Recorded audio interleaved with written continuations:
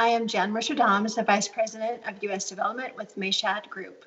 We are an ecosystem of brands for women by women, connecting women to each other and to the companies, causes, and institutions that support equity for women professionally and personally. We're thrilled to be here today with two incredibly accomplished women to talk about women and money. This, as you know, is our Women and Money series, and please make sure to text your questions to us or to type them into the chat. We are live streaming with you on YouTube, and make sure to follow us and learn more about our upcoming programming and joinmayshad.com. Today we have Zeilstra and Rachel Braun Scherl. Welcome, Jose and Rachel. Thanks, Jan. Thank you. So first I'm going to introduce Jose Zeilstra. Over the past 2 decades, she has helped several consumer-facing businesses, as well as worked with as a senior executive at PricewaterhouseCoopers, JP Morgan, and a dozen other corporate clients, including Delta Airlines, Sony Pictures Entertainment, Philips, Bank of America, Chase, and Occidental Petroleum. Most recently, Jose launched GenderFair, a public benefit corporation, which independently certifies companies with a substantial commitment to women's equity as employees, consumers, and citizens. Prior to GenderFair, she founded Give Back, a cause marketing, workplace giving, and CSR platform. Give Back, I love this. Give Back was featured on Oprah Winfrey's show in April of 2011. Welcome, Jose. Thanks, Jan.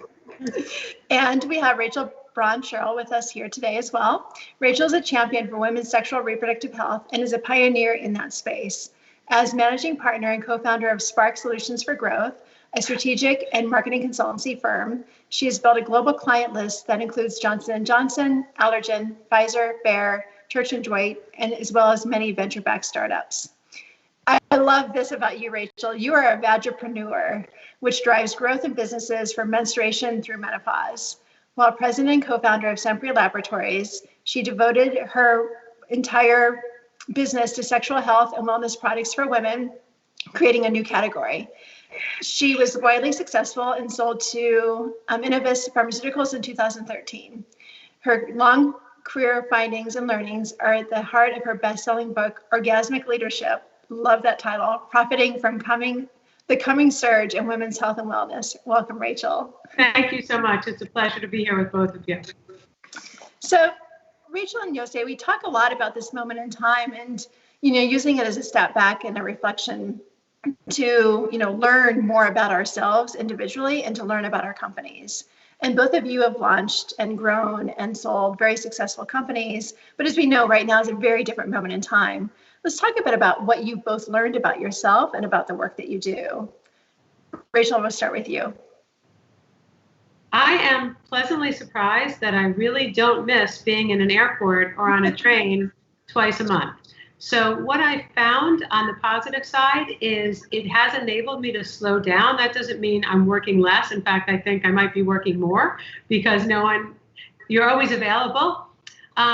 So I would say what I've learned is that you really have to be patient and have a short-term view. And what by that I mean, it became very clear to me during COVID that every time I spoke to someone who was gloom and doom, we're never leaving, when do you think we'll go to a movie, when do you think we'll be back in airports, that I found that sort of just unsettling.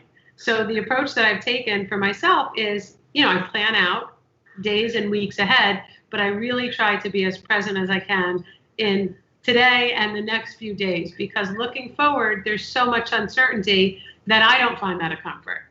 So for me, and I've spoken to many, many people in my field. I'll talk a little bit more about this Zoom series that I've been doing, but it has been in many ways, a positive experience to take a breath, to think, to process. And for me, I have adult children, and the fact that they're stuck living with me, they would use the word stuck. I think I'm using the word like totally blessed. It's an unexpected window of time that I never expected to have with my family at the stage that it is now. Let's jump right into quotes from quarantine. Love the title, and I think it's so impactful, and just in the sense of giving voice to others that are going through this period of time. as well? So I'm truly an extrovert, as you know, and I get a lot of energy from interacting with people, being with people, meeting people, and I do a lot of public speaking and a lot of presentations and doing a lot of in-person selling. And so that's obviously gone. And there's a couple reasons in addition that I like that. It's a way to be educated. It's a way to hopefully inspire and be inspired. So I consider myself, I'd like to think of myself as a lifelong learner. And I said, well, in this environment, how could I create an opportunity to continue to learn and build this relationship and this network that I'm so proud of? When I talk of not just my network, but the industry itself of sex tech, femtech, and women's health. So I came up with this idea that I would do a video series called Quotes from Quarantine. And I established it as 10-minute vignettes because I find that that's often how long my attention span is. And I reach out to people that I know in the space and I've worked with or I've written about or I don't know and I'm just fascinated by their work to say, I want to hear how you're doing, because I think, and we'll talk about this more, there's some particular idiosyncrasies about building businesses in this space where you talk about women's health and enjoyment and pleasure and menstruation and menopause and orgasm. And so I wanted to see how some of the smartest, most creative thinkers that I've ever met and relentless, focused entrepreneurs, how they're handling life in COVID. And it turned into be an opportunity not only to learn about that, but also to shine a light on the work that they're doing. So I thought I would do, maybe 6, at most a dozen. And as of this week, I started the last day in March, I'm at number 72. So it's really been unbelievably rewarding and inspiring to me and energizing. And that helps a lot to deal with, the lack of in-person connection and allows me still an ability to continue to learn in ways that COVID might have prevented me from doing. And Rachel, in doing this, what are some of the aha moments that are coming out in those conversations? It's interesting that you started with the question about pausing, because most people have taken a pause. And for the most part, and maybe it's just a very optimistic group of entrepreneurs, academics, and healthcare practitioners, they are literally turning lemons into lemonade. To a person, they are figuring out, once some of them got into bed, pulled the covers over their head and cried for 2 weeks. Others had to figure out how to get the resources they needed, help for parents in faraway places, figuring out how to do all this setup, the actual logistics of living life in a totally new way. But so creative, so generous. And really the biggest theme that I saw in addition to turning lemons into lemonades is really figuring out what they know how to do are beneficial to the world. So the 2 most prominent examples that I know quite well in the space has a smart vibrator company, Liz Klinger. The name of her company is Lioness.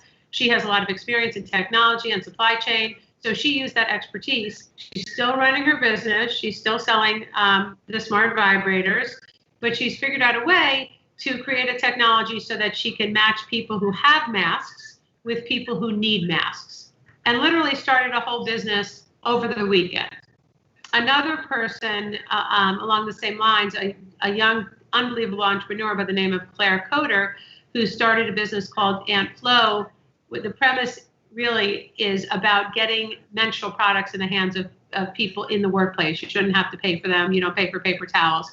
She's taken her manufacturing expertise and started a second business called Workflow, where she's manufacturing and providing PPE, again, to workplaces and organizations. So people have figured out that business as usual is so not in our immediate future for certain, and they're doing things like that, and they're using the opportunity to redo their business plans. I literally was on the phone this morning with an entrepreneur redoing a business plan to figure out what to focus on in her business, because her product has some particular benefits in COVID that weren't top of mind before in her positioning. So there's a lot of that. There's a lot of thinking. There's a lot of planning. There's a lot of angst that people are trying to put into something productive. But overall, and you don't see this, I don't think, often when you're watching the news, people are really doing everything they can to do the best they can, not just for their businesses, but for their employees and for the world. Many of these female health businesses already have a social entrepreneurship arm, but now, we have a whole much greater and much needed awareness of racial bias and all the things that means. And these companies, these entrepreneurs, and the people that I'm fortunate to work with, they are the kinds of people who stand up. They don't sit down, they stand up, they make noise, they figure out how to have an impact. They increase the rate of the social entrepreneurship part of their business or the nonprofit part of their business, and they really make things happen. It's unbelievable. This is so inspiring, because you're right. We often don't hear about the positive stories because we're so obsessed in the media with things like counts and all of the other things that impact us negatively, particularly during this period of time. It's really inspiring to hear all of the really innovative ways in which entrepreneurs are really taking this time to really pivot and drawing from their strengths and thinking about, you're right, because we're not going back to anything that was before. And you'll say you and I talked yesterday about the fact that, when we think about like what it even means to make America great again, America wasn't necessarily great to begin with. And a lot of really good things that, of course, we're all going to miss, but using this time to really think through what do we do on the flip side of this to make it better, to make it truly better. We'd love to get your thoughts in the sense of what you're seeing that comes up for you right now as well. Yeah, and I think a lot of people are focused on this. How do we not go back to the normal that was, 3-4 months ago? How do we use this opportunity to create a new normal? And with COVID, it was interesting because when COVID hit, of course, no one was prepared, right? And everybody went and scurried into their homes, and the companies reacted by saying, okay, we're giving everybody the opportunity to work from home. We're setting them up technology-wise. We're, doing these kinds of Zoom calls and, flexibility. If people need time off, we'll pay that. We'll pay for sick leave. So all the things that we had been pushing, from Agenda Fair, companies immediately said that for everybody, your work, you got flexible hours, you got paid sick leave, you got, remote working environments. So in that regard, I think that was a positive. And I don't know what's going to happen, going forward and how, because I think a lot of companies will say, listen, maybe we don't have these expensive offices in New York City, workplaces. Maybe we reduce that, or we move our offices to outside the city because of the density.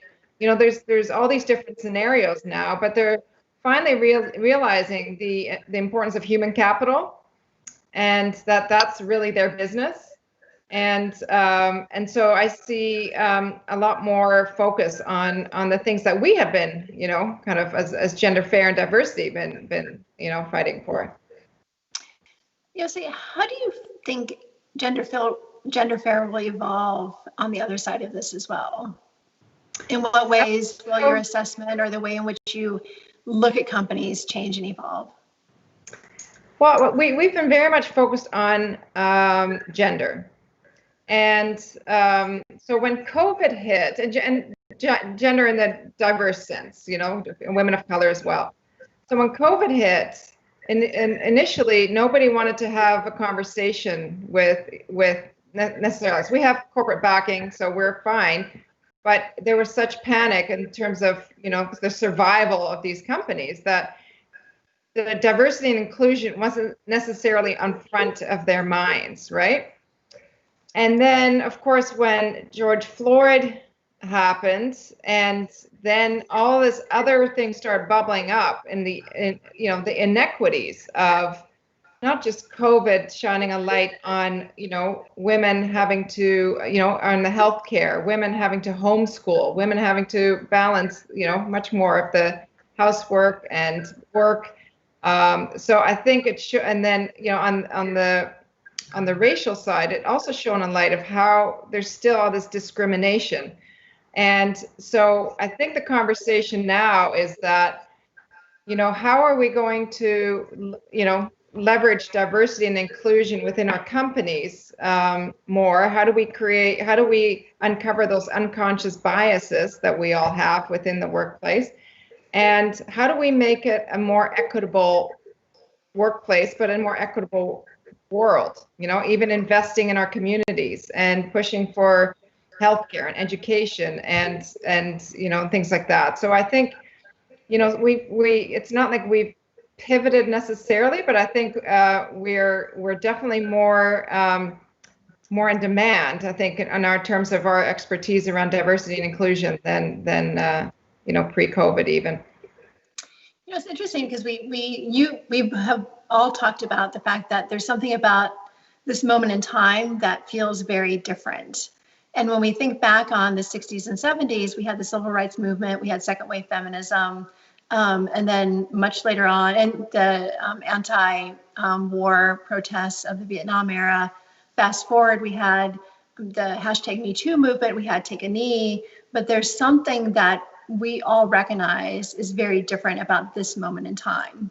And there are so many different things going on. And in our show earlier this week on diversity, equity, inclusion, we talked about like had COVID-19 not have happened, would we be where we are right now with demands for racial equality and change finally now happening, hopefully within this country. You know, would love to get both of your perspectives on why you think right now is different in the work that you do and how will that evolve going forward. Rachel, we'll start with you.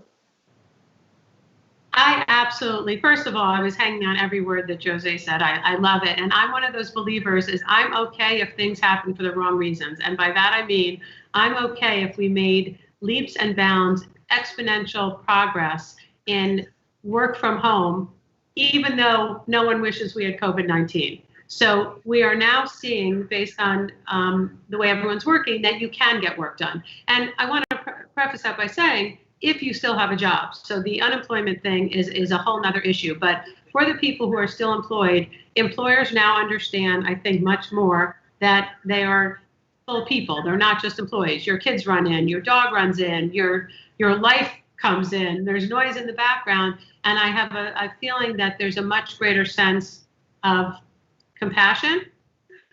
And the other piece that I think is so different is we are so focused.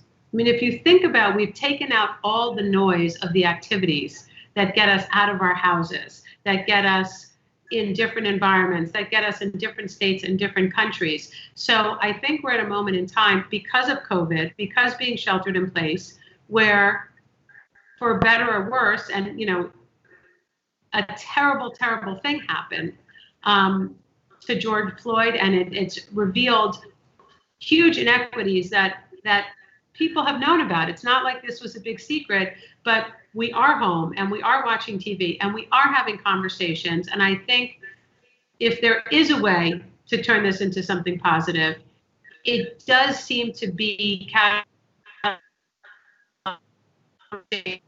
and change very quickly. It might not be quick enough, and there's a lot of mistakes that we've made in the past, but this is all happening almost in hyper speed with hyper focus. And so I feel like all of these changes are going to be happening. Again, it maybe wasn't the way we hoped it would happen, and no one would have wished COVID on anybody. And certainly, God knows, everybody would prefer that George Floyd had not been killed, period, and in that way, and by police and all the other pieces around that. Full stop. It is creating very important conversations that I think will result in greater change more quickly, far greater than, in my opinion, to the Me Too movement. And it's interesting too, because I feel like we're living also in a very heightened space of transparency too, because we all have the digital devices, we all have recorders and cameras on our cell phones now. And so there's much more, and I think social media is really heightened just in the sense of how our lives are so much on 24/7. And I think that might be a big component in the sense of, I really get your point, Rachel, around, you know, we're all at home watching and consuming content more and more and more. So we're paying more attention to it now than what we did in the past, even though all of us marched in the Women's March, not quite 4 years ago now, but even today, there's so much more visibility on it. Jose, would love to get your thoughts as well.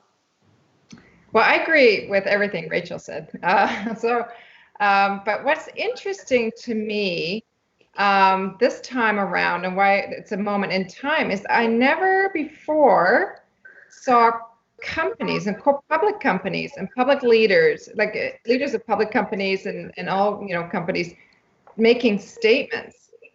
Before, I mean, something terrible would happen, even with the Me Too or some, but for some reason this time around, companies, even very conservative companies, that are saying, this is wrong. What happened to George Floyd and I don't know if it's because it was so visible and so long and so horrendous, but, and there've been other things that have happened that were equally or more, maybe that we saw, we didn't see, but this time companies are stepping up and saying, absolutely, this is wrong. And we need to do something about this. And we cannot keep this up. And they are taking a stance. Whereas before they were very neutral, they want to stay out of it. Maybe they said something, but now they're taking a stance. And that is the big change. And that's why this is a moment in time, what I see. And the other thing I see, which I never saw before in some of the other marches as much, civil rights or anything, I see more white people marching and protesting than Black people. And that is a shift. I mean, it used to be, with, maybe, a few white people, but I see young and white people that in greater numbers now. And that's when you say to yourself, guess what? This is not just an issue that, for the Black community or Black Lives Matter. No, this is an issue that everybody cares about. That's on the right side of history. So those are two things that I've seen that are different, that make it different this time around. And do you think it's because we have a different sort of awareness and understanding of the intersectionality of how all these issues fit together, right? Because in the past, civil rights movement, second wave feminists, Take a Knee, Me Too, the women's marches, yes, there was some integration, but for the most part, they were very single issue based movements. And I'm wondering now if, because we understand more about the impacts and the intersectionality of climate change and global warming and sustainability and eating beef, for example, or we're throwing everything in right now. Intersectionality. Why not? I'm wondering if there's a different heightened appreciation for it now because we're understanding how all these things truly do fit together. From my perspective, yes and no. So the first part is, I think what COVID-19 taught a lot of us is truly how interconnected the world is. So the world is shut down. That means I can't get my medicine in time. The world is shut down. That means I can't get toilet paper in time. Really seeing how things that were happening in other parts of the world affected you.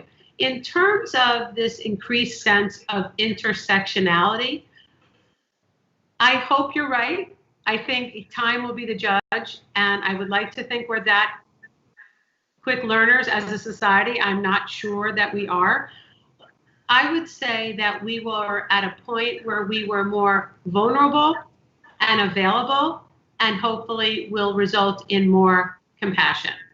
So can I say that in a year, we're going to be having the same important conversations about racial bias and gender inequity and the amazing disadvantage that women of color are in terms of their health, in terms of their employment opportunities? I hope so. But if history is any guide, we do seem to get distracted as a society quite easily. And one of the benefits to this right now is we don't have as many distractions. I would have loved to say yes, intersectionality. I'm just not sure yet. Right. So, Josie, I want to also bring into the conversation at this point too, just the theme of ESG and social impact investing too, and talk specifically about the S in ESG. So for those of you who don't know, ESG is environmental, social, and governance principles that guide many of us in how we think about everything from consumption and spending and saving and just utilization of resources and how we vote and put our money where our mouths are. And Jose, do you think that there's something now unique about this as well? Because we know, for example, like many ESG funds are outperforming the market. And so there's also from a monetary perspective, a different sort of understanding of how all this fits together? Yeah, I think of the ESG, what I know is that the E and the G were pretty well defined. And but the S was one that was kind of out there and not really, I think they didn't know how to, how to wrap themselves around that, what is part of that. And I think the S is kind of still evolving, in terms of the ESG facets. And I think, certainly from a gender side, there's a lot more, gender lens investing that there was a few years back.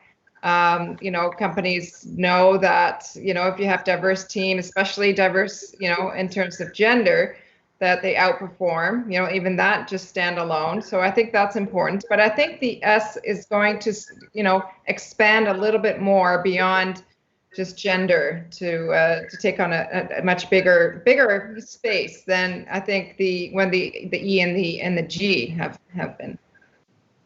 And in my space, in female health and sex tech and women's health, I think it's been a huge boom, not just from COVID, but the conversation from the time that I got into this space many, many years ago.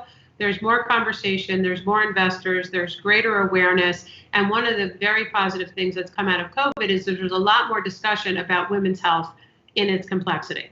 So, there's a lot more noise and a lot more discussion about pleasure, and sales of sex toy companies are skyrocketing. Obviously, these are not industries that everybody follows as closely as I do, but we're now having discussions about, you now have more time at home for self-care, whatever that means. And it could be about intimacy and passion, it could be alone, it could be with a partner, but we're really having those conversations. So in that way, the conversation as it relates to women's health, I think, has gotten louder, but we've been on this upward swing, building a crescendo for a while.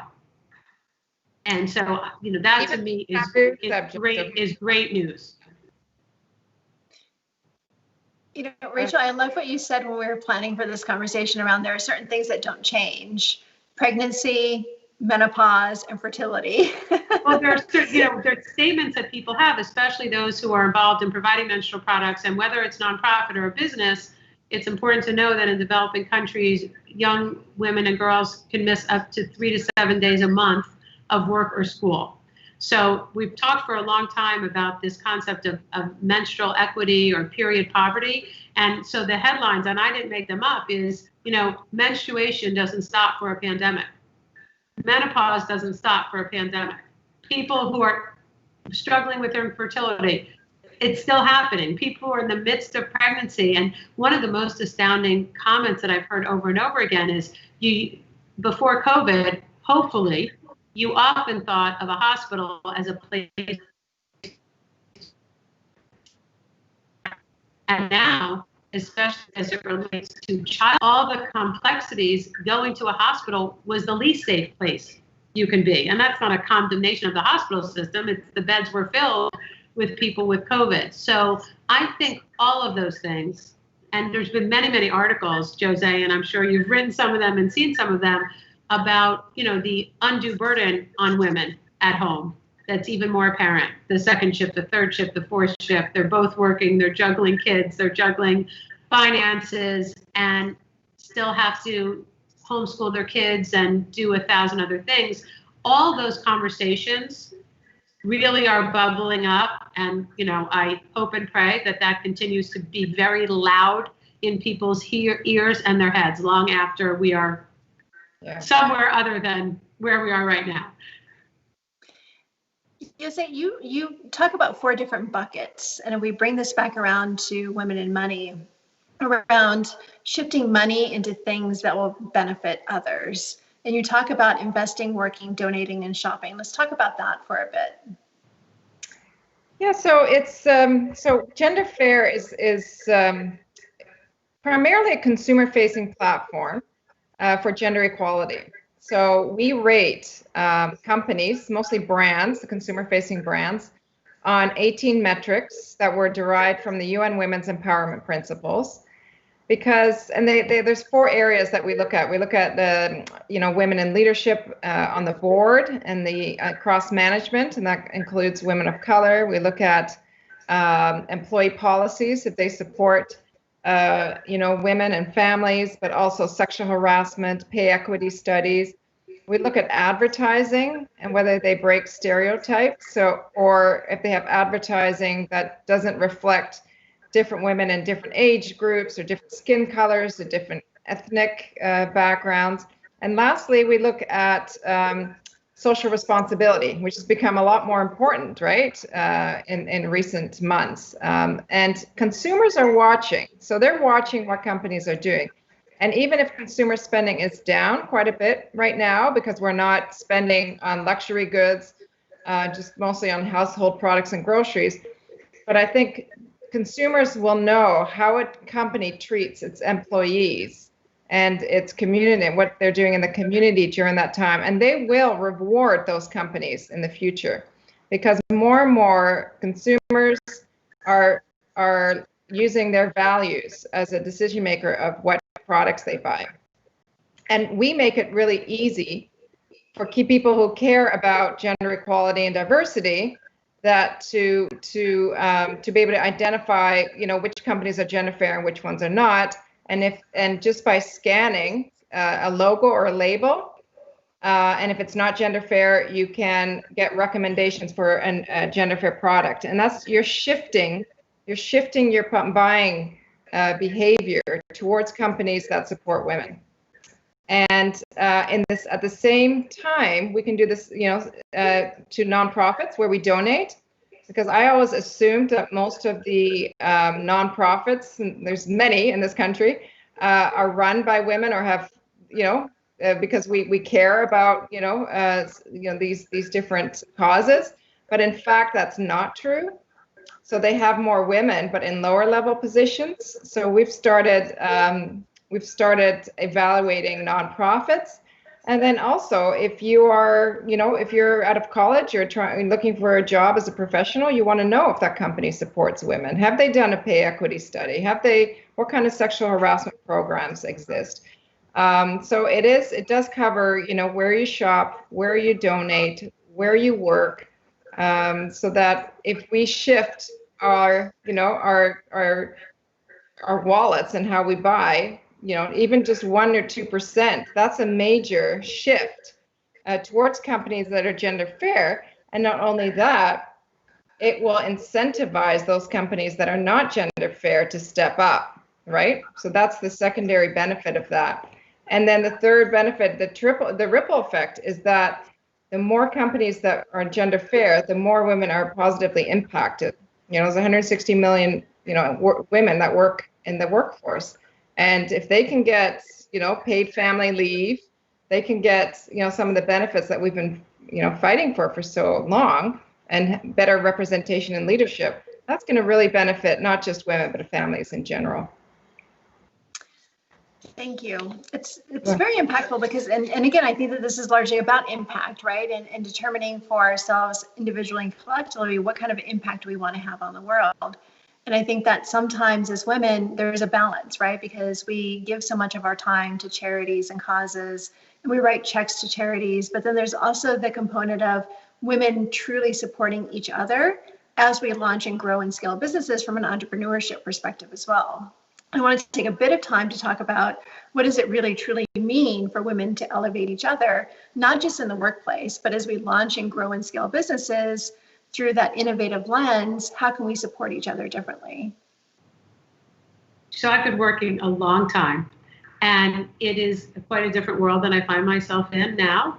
I was working when I first started working in environments where there was room for one woman, and she often didn't have the best reputation, and she had done whatever she needed to do to get where she needed to go, and she was too exhausted or too vulnerable in that position to bring other people with her.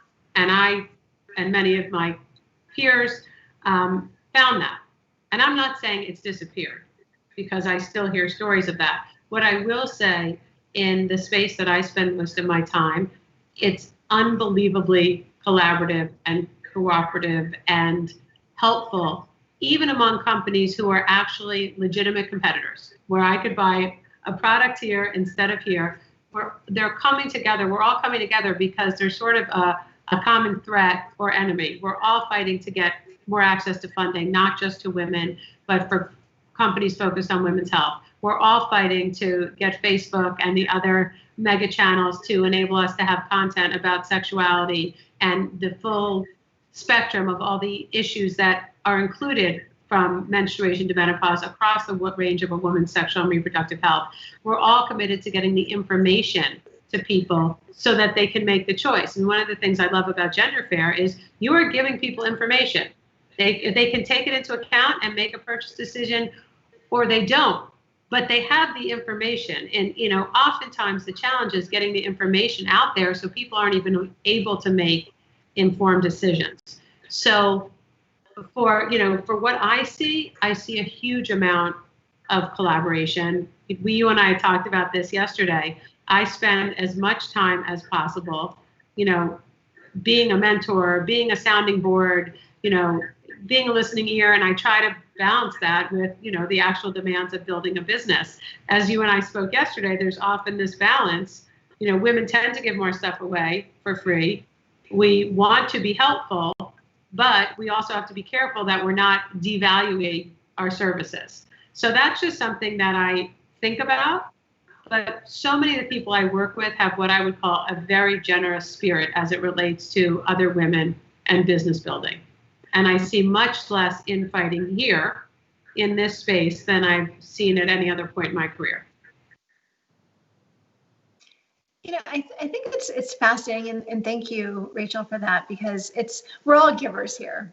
Like, I know each of you individually, the work that we do at Mayshad is all about giving, but you're absolutely right. There's the balance between understanding how much do we do as nurturers, as caretakers, as a part of this, you know, this larger movement that we are all very passionate about in the sense of inspiring and empowering other women, versus then what is that defining moment in time that we have to remember that, oh yeah, we actually run businesses, right? And a large part of the empowerment that we do is actually providing products and services via our businesses.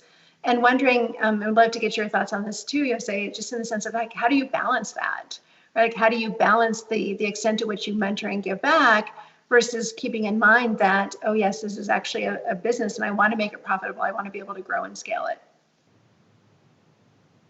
Well, I haven't done a good job in that, so maybe Rachel has, because, you know, I everything, anything we get from our revenue is just poured right into the business, you know, and it's my passion and my baby, really. And, you know, I don't take a lot out. I just keep putting it in because, you know, just keep putting it in. And that's, you know, not necessarily a good thing because, you know, at some point you get, you know, burned out, or you need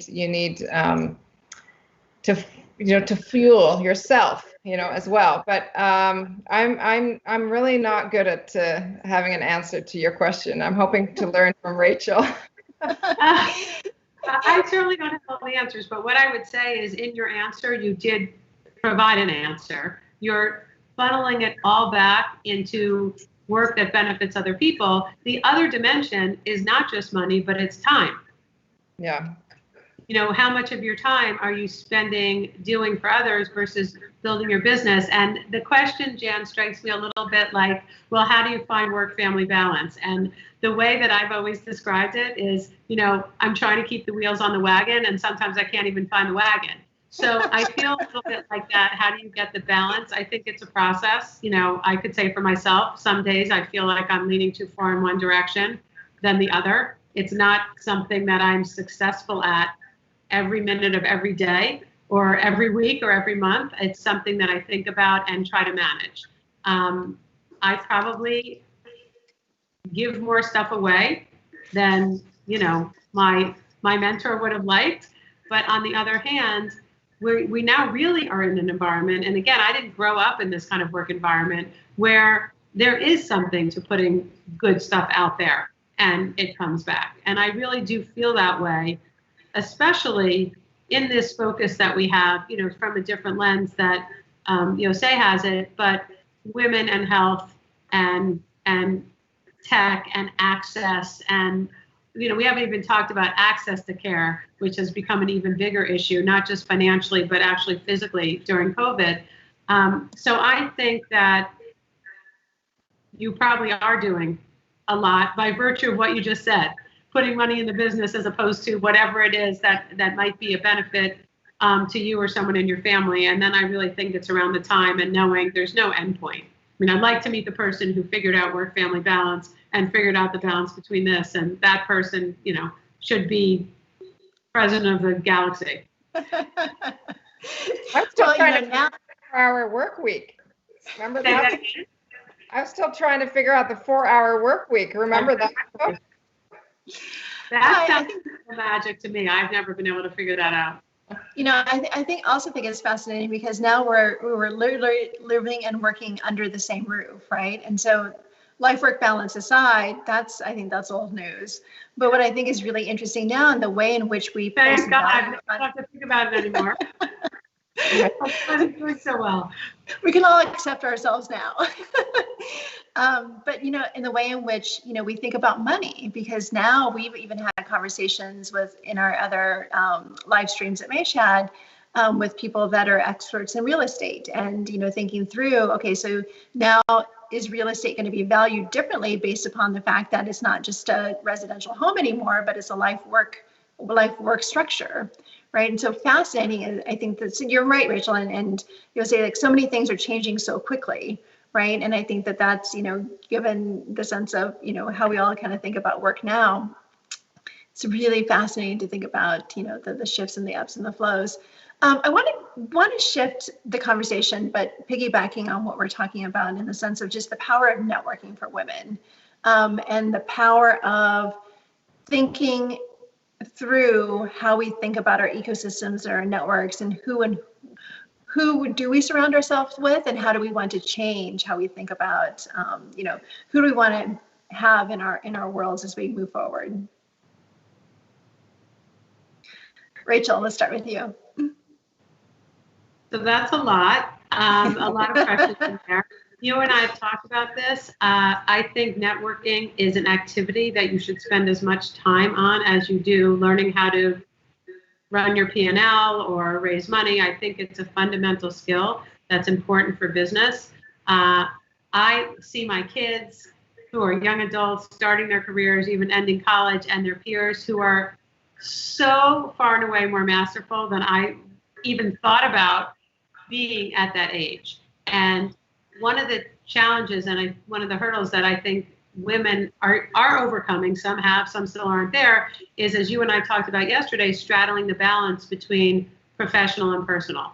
I've read many research studies that say women, if you're friends with someone, you don't want to cross over, and if you're professional, it's easier to cross back, but it's very hard to mix those. And, again, stereotypically, men have been much better at that. And I just think, just ask, just try, just experiment. You might fail, but no one's ever going to say yes if you don't ask. If I want to network with somebody or they want to network for me, I can promise you if they don't ask, we're never getting together. So I think part of networking is being comfortable with rejection as part of the process, and that it is a set of skills. And I've had this conversation with my husband, when he'll reach out to someone and say, can I, grab you for 10 minutes to brainstorm? And my approach, and I don't know that it's male-female, is I would say, Jose, I know you're an expert in how to get corporations involved in movements. I'm interested in doing that for sex tech. Can you help? Can you talk to me for 10 minutes? So I want to reflect that I've spent some time learning about the person and their time is valuable. But that's something that happens over time. And I can't reinforce enough, it is an activity, it is a skill set, it isn't one and done. It's a process that has to be critical to your career. And the more I practice, the better I get and the more impact it has on my business. That's great advice. I think that's also many times, for a lot of different reasons, women don't prioritize networking and having their inner circle and their tribe, and for a lot of very valid reasons. Whereas men, for them, it's more a part of their early socialization process. And often, what I've heard in the past is that women will come out and network once they're looking for a job, once they're looking for a client, once they're working for their next thing. And by then, and we've talked about this too, it's kind of too late at that point because you don't already have those relationships built. And there's something very powerful about, particularly in this moment in time, I find that people are much more, maybe not on email, maybe not on a Zoom call, but much more open and willing and looking forward to meeting new people because we're literally in quarantine, right? And so to be more fearless and thinking outside the box and taking more risks in the sense of reaching out to people who you think, well, this, the CEO of AIG is never going to talk to me. Well, you don't know, right? Because you don't know who's at home Netflix streaming right now. Yossi, do you have anything to add on this, on the power of networks? The CEOs are not traveling and going on these conferences. They're stuck. They have to answer they're around. But networking, yes, I agree with Rachel and what you were saying. But I always heard your network is your net worth, and men do it so well. My husband is so good at networking. I mean, I think he spends half his day just networking, on different calls and just building his tribe and building awareness. And I admire that. And for someone, I'm not an extrovert like you are, Rachel. So I'm always like extremely polite, can I have 5 minutes of your time, and I'm sorry to interrupt, which is a terrible thing but it's got to be, first and foremost of what you're doing. And you're right. People are much more open to meeting you if you reach out. They're not, I think some of the hierarchies sometimes are gone, people are a little bit more, in their own skin, like the suits are gone, the big office, and the top floor of the apartment, of the building is gone. So, you kind of democratized things a little bit, and which is good, which is really good. It's amazing on Zoom how now we're literally our business cards are literally the size of our little square on Zoom, right? And you're right, like it's this whole different democratization in the same way that I think LinkedIn intended networking to be originally as well, in the sense of, having platforms to be able to reach out and meet and greet other people. These worlds normally wouldn't intersect and collide. One of the things, Yossi, that you said around, just going to conferences, and I wanted to talk also about the fact that, when we come out of this and we're able to get out there again, are we going to use this time to reevaluate how we spend money? And should we? And how, as women, professional women, can we also use this time to really step back and assess how we attach value to money? Because we've been talking in this conversation a lot about, using our time, giving back, finding worth in the work that we do. How do we innovate? But there's also the mapping that I think happens right now for many of us, in the sense of thinking about how are we spending money going forward, and what is the value of that dollar to us? And is this a time to reflect upon how we're spending money or how we spent money in the past? Does it still make sense to spend that money in the same way? And how do you evaluate what's a good ROI on something, like going to a conference, for example? Jose, well, would you like to? I spent a lot of money on conferences in the last 3 years, and it's not just the conferences, it's the hotels, it's the travel, it's the food, it's time away from family, and then you're at a conference with the same people, the same talks, and the same, it's just a different location, and over the years, especially in women's conferences, they've just multiplied. Oh, you almost felt like you had to be there because, wow, it's a women's conference, and you've got to be there. This is so important. And and I did invest a lot into those relationships, but I think right now nobody's going, which is good because you don't have that fear of missing out, right? And so you're saving a lot of money, and you're still connecting with a lot of the folks that you would have connected with. And on a personal side, I'm saving a ton of money, and I'm not spending it on a lot of clothes, or maybe I should spend a little bit on my hair and makeup, but you're not spending it so much on other things, like because my husband and I worked, and the kids are always busy with, I've got 3 boys, sports and school. We had help, domestic help, and I haven't had any help in 3 or 4 months. Which is good for the boys because now they're cleaning bathrooms and they're doing their laundry and they're helping with the cooking. So I think that's been very positive, even though, it's increased my time in those areas too. But we're saving a lot of money. We did, whether it's in, just keeping our house semi-clean or the yard, or, that we used to spend just outsourcing it. So I think on the other hand, we're spending more on food and wine probably, but we're and then net is definitely a lot more money saved than spent these days. And I would say that we're going to be asking different questions before we go to these events. Is this really going to be worth the line items that Jose just mentioned? The time, the money, the expense, the logistics, the convenience. Is the benefit going to be sufficient? Because for better or worse, we're all learning to get more out of doing it this way. And I would say if you asked people in the first few weeks, they would have said, oh, as soon as events are coming back, we're going.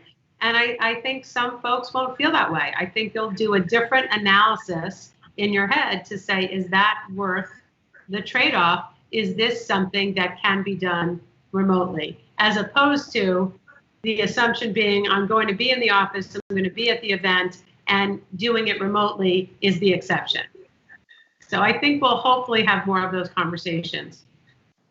And do you think that there's going to be a tremendous value placed even more so on time than even money, right? Because much of the interactions that we're engaging in now with Mayshad is that we're finding, because we love live events. I'm an extrovert too. I miss being in the city every day. I'm in the suburbs, love the suburbs, but really miss being in the energy and kind of the heat of the moment in the city. But I'm also wondering, when you're in it, you don't realize, oh yes, I'm going to 3 different networking events every night. My calendar's booked Monday through Friday. And now you have a moment in time to step back, and there's a different value for me anyway that I'm actually placing on time and thinking through, who are the people that I really want to have in my world, right? And we go through this at Mayshad as well in the sense of thinking about how can we help other women create more value for themselves and their roles that they're creating and growing and expanding, no matter if you're in the corporate sector or a business owner or an entrepreneur or in transition or just trying to figure it out. Wondering if you could both share advice in the sense of, now that we're here, and we're moving forward to whatever the new normal becomes, advice for women that are in transition. Because as we know, there are over 42 million Americans that are unemployed right now, or that at least have filed claims. And we know that women are overrepresented in each of those, in every single industry, right? And women of color even more so. Exactly, absolutely.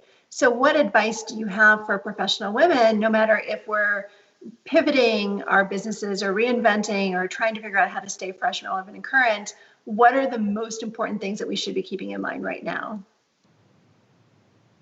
Rachel, let's start. Sorry, are you going to say? No, go ahead. It's very interesting because I run a Women Entrepreneurs Network. So they all have small businesses, and there's over 300, and many of them are obviously impacted by this. So I brought in a friend of mine who he stepped on a landmine in Israel when he was 20 years old. Yep. And, did this whole landmine survival organization. He worked with Princess Di to, ban landmines, but he also married and had 4 kids. And he has a book out about, when life basically, how to overcome, these crises. And he talked about 2 mentalities. One is a victim mentality, one is a survivor mentality. And it was really good because we can easily fall into the victimhood mentality where, like, I lost my job, I don't have the health, and and which is, these are all legitimate feelings, right? And it's like, people that, survived wars, and then there's those that say, you know what, this is out of my control. I have to face the facts. What are the facts right now in my life, in my environment that I have to face? I got to face it, because if I become a victim, I'm in denial or in the blame, or, I'm kind of paraphrasing what he was saying, but so many good lessons. And he said, you got to face facts, you got to choose to live, and you've got to move forward, and do something. So not easy to do, obviously, for many people, but I think it's part of it is a mindset saying, you know what am I going to do? What are the facts? How much money do I have in the bank? What are my skills?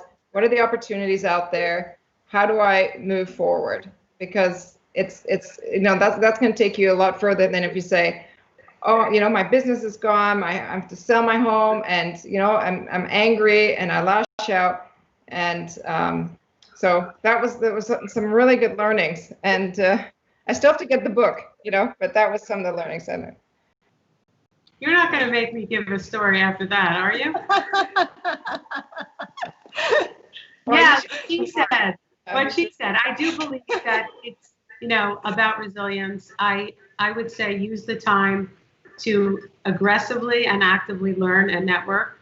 And that means find people who are doing things that you're interested in, find people who are doing things in a way that interests you, but you cannot sit back. You cannot be a victim.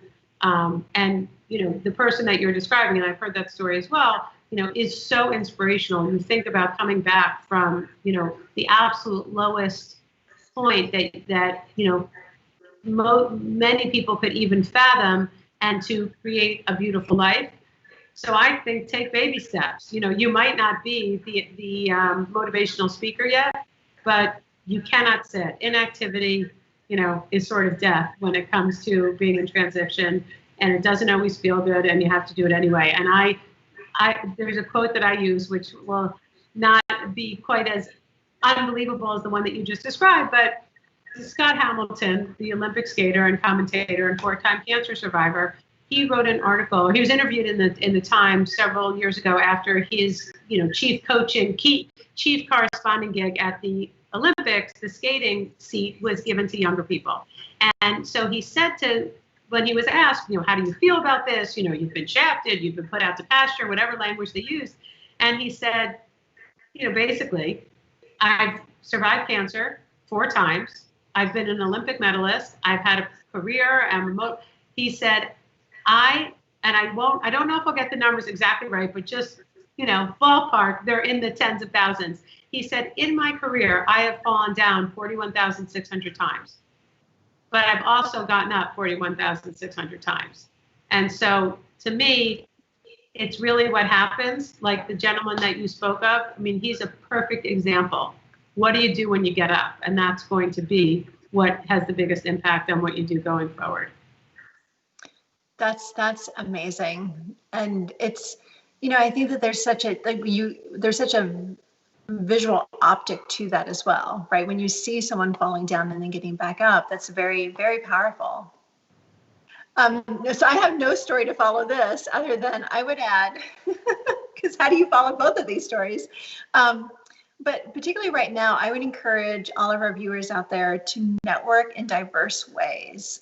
Like think outside the box in the sense of stepping outside your profession, stepping outside of your job function, and find right now those things that really do truly bring you joy each and every day, and then find like-minded individuals.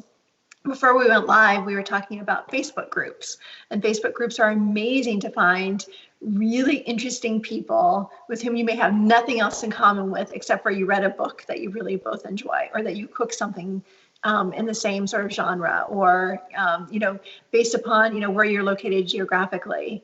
And also, honestly at Mayshad, like we've built a really incredible ecosystem of really diverse women who are from diverse professional and personal experiences. We span ages, we span races, ethnicities. We're diverse across job function and company size. And we've taken, honestly, a lot of time, and we were 100% live events pre-COVID, and we shifted very quickly. We do 10 different digital events every week for our network to stay engaged, but we're also listening a lot. Like we were spending a lot of time on conversations in group settings, a lot of Zoom meetings. I laugh every time I think of Zoom fatigue, because that is truly a real thing. Now even calls that could be done without Zoom are Zoom. Because you just want to see another human being, I think, right now, right? Or an as long as I don't have to turn on my camera every time. No, we have an incredible digital team that helps me figure out how to turn on my Zoom each and every day. But there is something really valuable, I think, right now, because we're all kind of trying to figure this out, right? And to be around people that don't look like you each and every day, I think is incredibly important for how we as women, build worth and wealth for ourselves going forward. I have a question for both of you that comes to us from our audience. If you're listening and watching with us, we have just a couple of minutes for questions. The first question comes to us: what advice would you give to your 16-year-old self?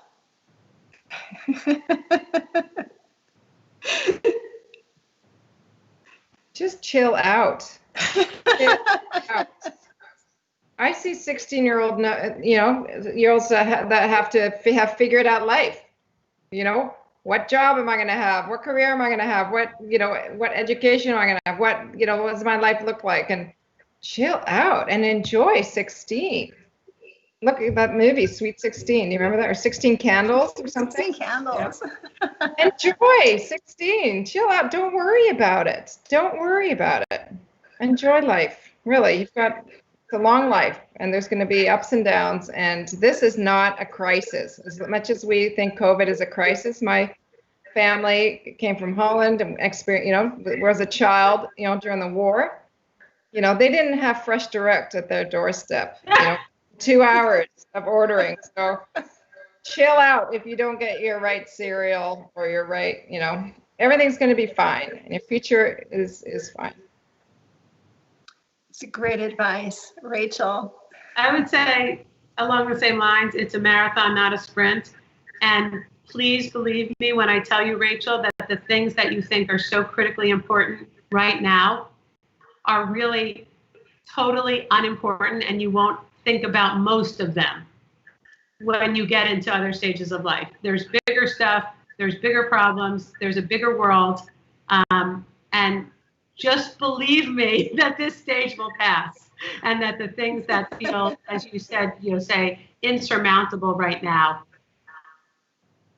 most times, and I'm not, obviously there's a lot of cases where this isn't true, will be a blip, there'll be a phase, and there'll be a lot of this. So be prepared to be on the balls of your feet so that you can withstand the ups and the downs. It's interesting because we have all been around the block a few times, maybe a few more times and a few more times. But we have Mayshad mentees that are with us over the summer, and they're coming of age during this period of time. And I think 10 to 15 years from now, it'd be so fascinating to reconnect with them, to see how this moment in time, if at all, has really transformed how they think about, humanity or kindness or generosity, or just, as women, how do you use this time to listen more to your intuition, right? Because it's something that, women often struggle with as well, or staying true to yourself and finding those moments of joy. And Yossi, I loved what you said about just chilling out, because I think that we put so much pressure on youth and I think a large part of it is all the technology devices as well, because they're engaged, they're with it, they're on 24/7. And I remember my first cell phone was literally, like a 5-pound brick, right? Yeah, so just the way in which social media. You needed something, a suitcase to carry them. So you're going to say something about social media. Oh, I just said get off. It's just social media. It's such a waste of time. Do something to give back or do something for yourself. But the social media is just, get off of that. Doesn't mean anything. We have time for one more question. This viewer is curious if anyone has experience finding money right now to keep their businesses running, given the fact that we know that most of the money that comes from the government in the sense of the forms of small business loans or PPP has already been allocated and committed and spent, or maybe not even reachable at this point. What happens after the money runs out? And are there resources that we should know about? Well, that's tough, because I don't know, but I know a lot of companies are stepping up, I think, to give small businesses loans. Like I think it was Goldman Sachs. And I think there might still be more money coming from the government, but I know that a lot of companies are stepping up to support, entrepreneurs and small businesses. Yeah, there absolutely are a lot of funds that are focused on this. They're looking for investments. with diverse founders or people who have had trouble getting funding before. There are established companies like Spanx. Sarah Blakely at Spanx has identified, earmarked, I think it's $5 million for entrepreneurs. And the biggest thing that I hear from investors and from many companies also that I'm involved with is manage your cash, be capital efficient, do whatever you can to eliminate any cost that can be eliminated right now. Stretch out what you have as long as you can. I don't think there's any magic pot of money. It's still going to require really being disciplined. And, you know, I think always some luck about being in the right place at the right time. But if you search, there are other sources of capital that aren't just from the government. Right. Thank you. Thank you both. How do we stay in touch with you? How would you like our viewers to find each of you? Well, I'll be stalking Jose after this, so. Well, it's genderfair.com. I have a long name, so I won't bother with it, but maybe through Jan, if you need my email. And yes. I'm under Rachel Braun Scherl or Orgasmic Leadership, Vagipreneur. I'm happy to have people reach out, and I'm delighted to continue conversations, as well as through Jan, who I think is the bomb. So thank you for including me, and Jose, it's such a pleasure to learn more about the work that you're doing. Great conversation.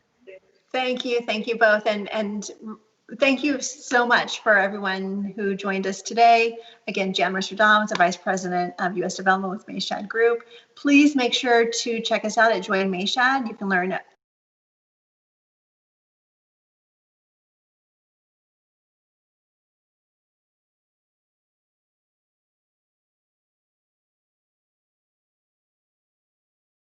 about that. So it's so exciting to actually see people in person, even if we can't touch each other or hug, I should say.